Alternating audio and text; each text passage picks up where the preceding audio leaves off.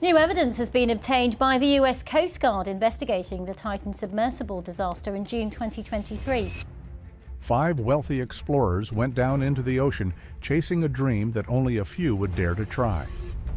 On June 18, 2023, the OceanGate Titan submersible was lost on an expedition to...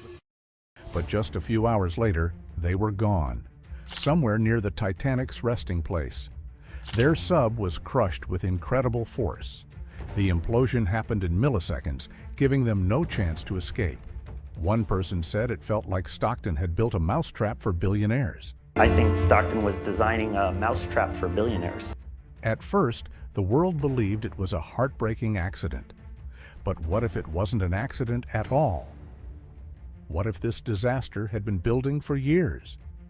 The Titan sub tragedy may finally be understood, and the truth is worse than we imagined. This is the inside story of OceanGate, a $250,000 ticket to death. Taking a completely new approach to the sub design, and it's all run with this game controller and these touch screens. It all started as a luxury adventure into the deep sea. An exclusive trip meant only for the world's richest and boldest. On the morning of June 18, 2023, 5 men climbed inside a vessel smaller than a minivan. It was sealed shut from the outside, had no seats, and just one small push-button toilet.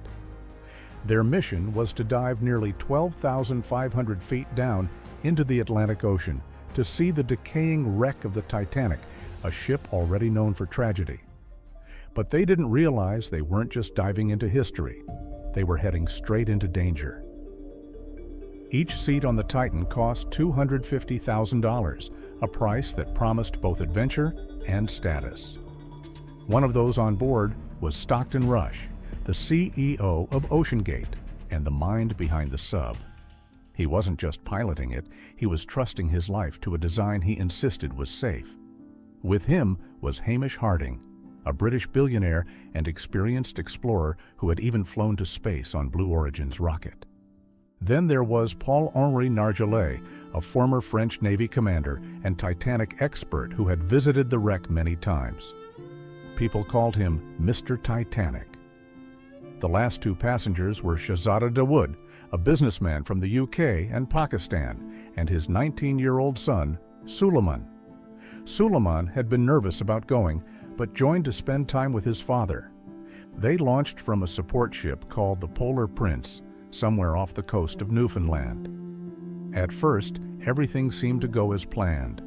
The Titan slowly began its deep descent into total darkness, staying in touch with the surface by sending brief text messages. But just 1 hour and 45 minutes in, all communication stopped. The sub had disappeared. For days, the world held its breath, hoping the 5 explorers were alive, trapped somewhere below, waiting. Experts guessed they had about 96 hours of oxygen, which added pressure to a race against time. Search crews moved fast, using sonar buoys, planes, and underwater robots. But they didn't know the truth. The disaster had already happened.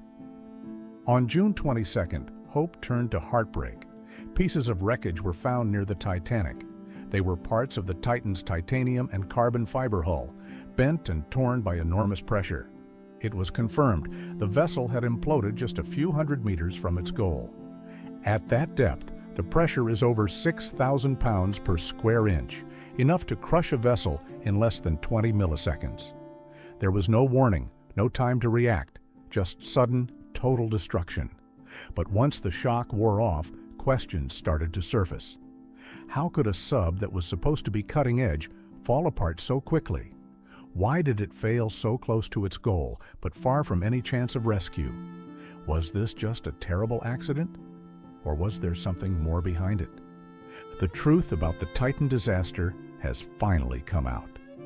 And one thing is clear, this wasn't just a random failure. It was the result of choices, ones that now seem impossible to believe. OceanGate's mission began with a bold idea. The company was founded in 2009 by Stockton Rush and Guillermo Soenlein. Their goal was to change deep-sea exploration forever. Rush wasn't just dreaming about building a sub. He wanted to redefine what was possible under the ocean, and he was ready to risk everything to make it happen. Rush had one saying: "Safety is pure waste." You know, I've broken some rules to make this. I think I've broken them with logic and good engineering. It wasn't a joke. It became the heart of how he ran OceanGate. He didn't see rules or safety codes as helpful. To him, they were just barriers holding back progress. In an industry where deep-sea subs go through strict testing and must earn certifications, Rush made a different call. OceanGate would skip those safety checks. No outside approvals from marine agencies. Why? Because Rush thought that rules, especially from groups like the American Bureau of Shipping, would slow things down. He believed ocean exploration was still just getting started, and the old rules didn't apply to the future he wanted to build. That meant OceanGate would chart its own path, even if it meant ignoring the safeguards others trusted. But that decision would come back to haunt them. Without outside review, there was no one to catch the dangerous flaws that would later prove deadly. Still, Rush pushed forward with his dream. Even when people doubted him, he believed in his vision. And as OceanGate began designing the Titan, it needed more than just technology. It needed the world's attention. That's when Rush turned to something powerful: the Titanic. The Titanic wasn't just a famous ship. It was a symbol of dreams, risk, and one of the worst disasters in modern history. When the Titanic sank in 1912, over 1,500 people died. The tragedy became one of the most unforgettable stories of the last century. In 1985, the wreck was found nearly 12,500 feet deep in the North Atlantic. It was a place very few humans would ever reach. And ever since, it's captured the imagination of explorers and travelers all over the world. For Stockton Rush, the Titanic was more than a wreck. It was the perfect spotlight for his company. Stockton Rush knew that visiting the Titanic wreck would attract a certain crowd, wealthy people eager to say they'd touched a piece of history. So he came up with the idea of exclusive dives to the site, selling seats for $250,000 each. It was a smart business move, turning the Titanic's tragedy into a high-end adventure for those who could afford it. Rush was ready to profit from the world's fascination with the ship. But he miscalculated one major thing: just how hard it is to reach the Titanic safely. The Titan sub built for this mission wasn't like anything used before. It wasn't a typical submersible. It was something totally new. Instead of using proven materials like steel, Rush built it with carbon fiber and titanium. It skipped the long list of tests and certifications that other deep-sea vehicles go through. In the end, that bold design choice led to the tragedy that killed all 5 on board. In chasing history and adventure, Rush ignored one simple truth: some limits exist for good reason. But this wasn't the first time OceanGate pushed too far. OceanGate had already begun its journey into deep-sea missions with an earlier sub called Cyclops 1. It was built for shallower waters, but it was still a big step for the company. However, even early on, danger seemed to follow them. Some of their first missions showed warning signs that would later lead to the Titan disaster. One of the biggest moments came in 2016, when OceanGate set its sights on the wreck of the Andrea Doria. Often called the Mount Everest of diving, the ship rests off the coast of Massachusetts at a depth of around 240 feet. It sank in 1956, killing 52 people, and is known to be one of the most dangerous wreck sites, thanks to rough weather, strong currents, and tough underwater conditions. Still, OceanGate went ahead with a mission to the site using Cyclops 1. They advertised it as a win, claiming the dive was successful. But a 2023 Vanity Fair article told a different story. Crew members revealed that things went very wrong. The sub had serious technical failures mid-dive, and the crew ended up in a panic as they struggled to control it. One of the most troubling things that came out later was how unprepared they were for those problems. The dive exposed major issues in the sub's design and showed that the team wasn't ready to handle emergencies. It raised real doubts about OceanGate's ability to keep their people safe. But even after the near disaster, OceanGate didn't slow down. Stockton Rush kept promoting the company's skills in deep-sea exploration, selling the mission as proof that their tech worked. To those who were there, the warning signs were obvious. But instead of learning from them, Rush and his team moved on like nothing had happened. OceanGate began treating risks as just part of the price of innovation. The company's need to keep up a public image of success became a clear pattern, one that only grew stronger as they focused on their biggest goal yet, the Titanic. Instead of pausing after the near disaster at the Andrea Doria, OceanGate pushed forward, using that mission as proof they were ready for deep-sea challenges. There was no serious review of what had gone wrong. Instead, it added to their confidence that they were on the right track. So they kept cutting corners and brushing off safety concerns. And that drive to look successful, no matter the cost, would eventually lead straight to the Titan's final dive on June 18, 2023. OceanGate's earlier close calls were just the beginning of a much bigger problem. They left behind a trail of ignored warnings and missed chances to change course. And even as the Titan slipped beneath the waves, signs of trouble were everywhere. From the start, OceanGate's push into deep-sea tourism was more than bold. It was dangerous. And people on the inside knew it. Engineers, industry experts, and even the company's own staff raised red flags about safety. But time and again, they were either ignored, shut down, or pushed out. One of the most serious warnings came in 2018 from David Lockridge. He was OceanGate's Director of Marine Operations and its appointed safety advisor. Lockridge had made a troubling discovery. The carbon fiber hull, a key part of the Titan, hadn't been properly tested for deep-sea pressure. He also pointed out that the viewport, the tiny window meant for viewing the outside, was only rated for depths of 1,300 meters. That was far less than the 3,800-meter depth of the Titanic. Even more alarming, the company had skipped full-scale pressure testing of the hull. Instead of testing under real-world conditions, they planned to rely on live monitoring during the actual dives. To Lockridge, that was a recipe for disaster. When he took these concerns to leadership, their response was immediate and harsh. Lockridge was fired.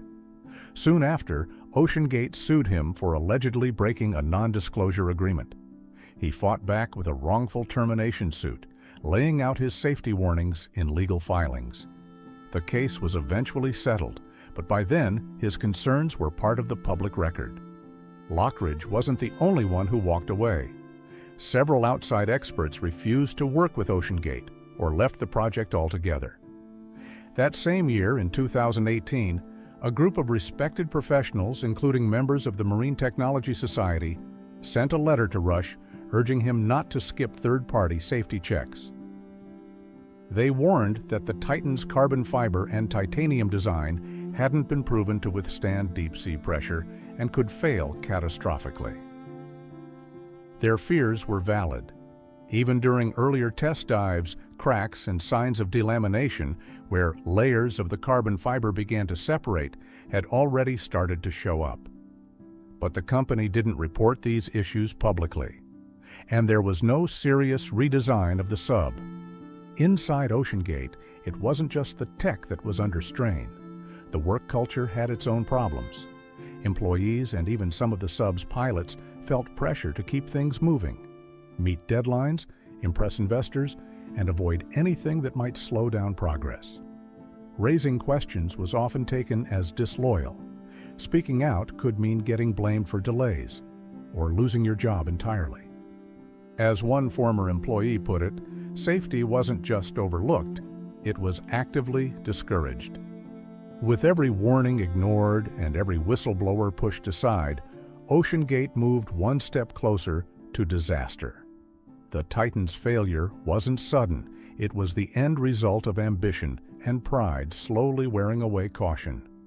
What happened wasn't just an accident, it was a tragedy years in the making.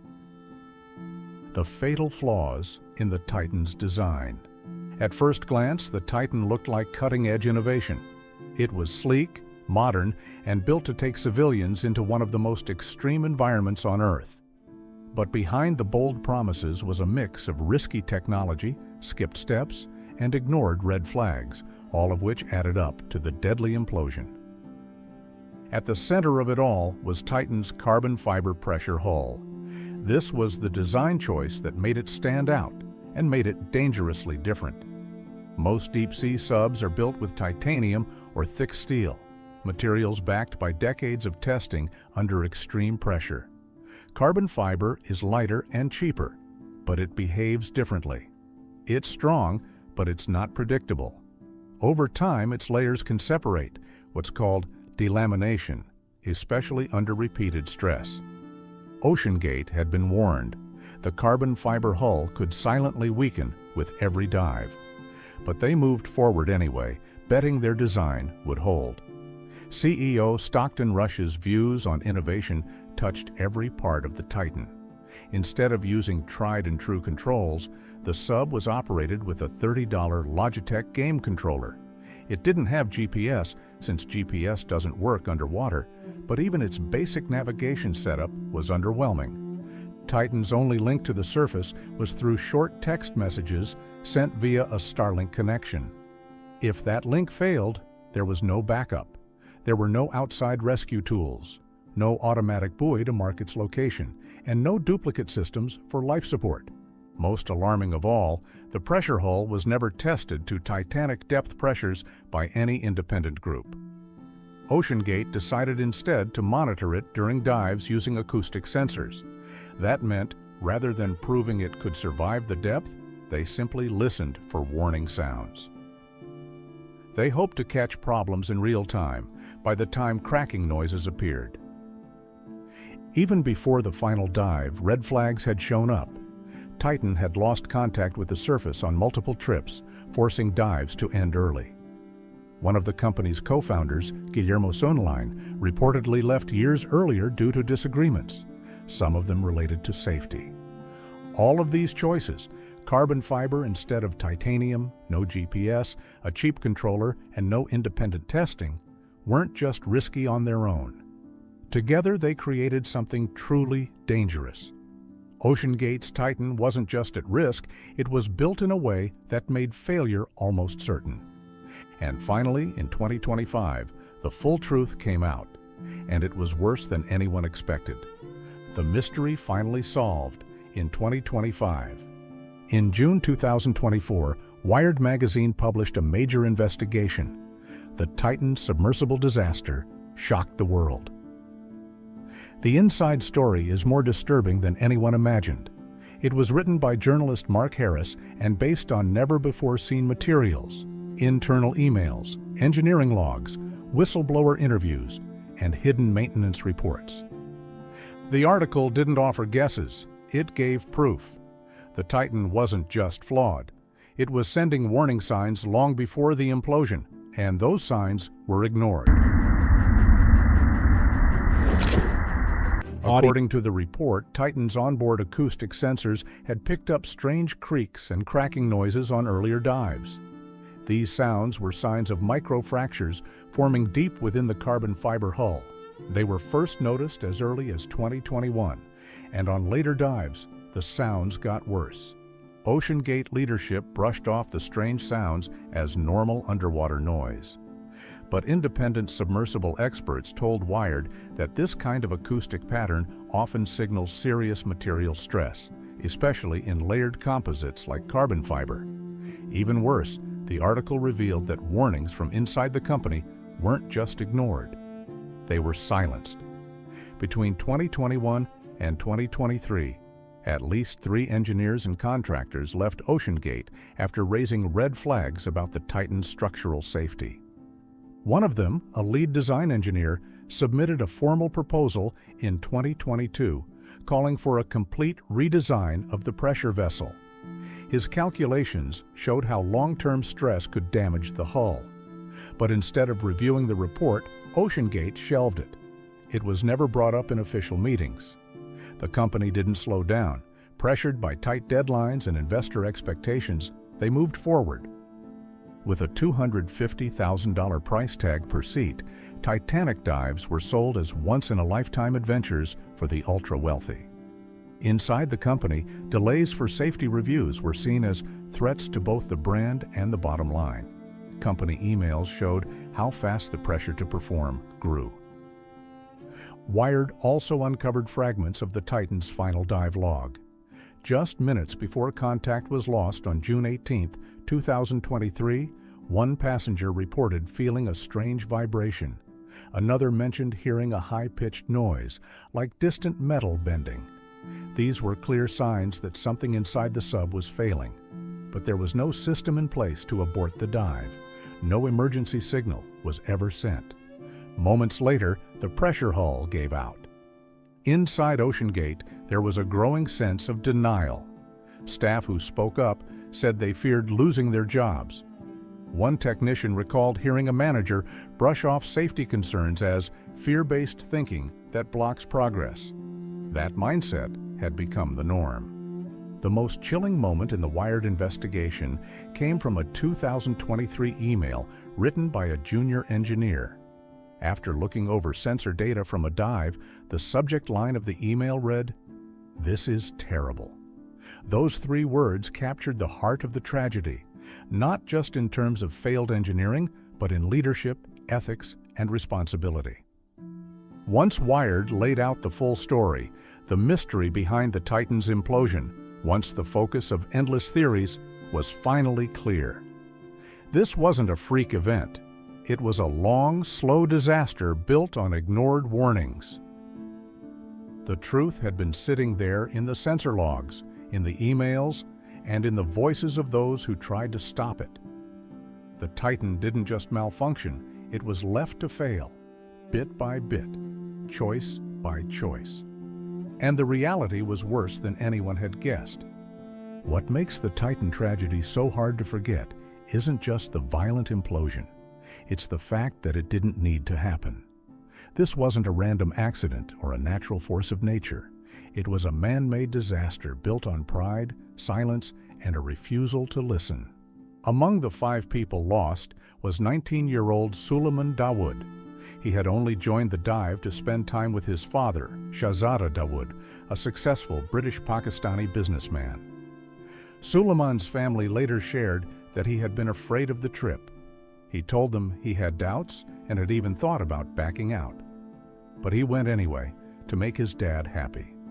It became one of the most heartbreaking parts of the entire story. When the Wired expose was released in 2025, the public response was fast and emotional. Scientists, engineers, and deep-sea professionals who had tried to speak out finally felt heard, but not relieved. The report confirmed their worst fears. The Titan implosion could have been stopped. This wasn't about the dangers of the deep ocean, it was about human failure. The story of OceanGate is now a cautionary tale. It's not just about underwater exploration, it's about what happens when ego wins over expertise and profit matters more than safety. The Titan didn't collapse because the ocean was too harsh. It collapsed because the people in charge didn't think the rules applied to them.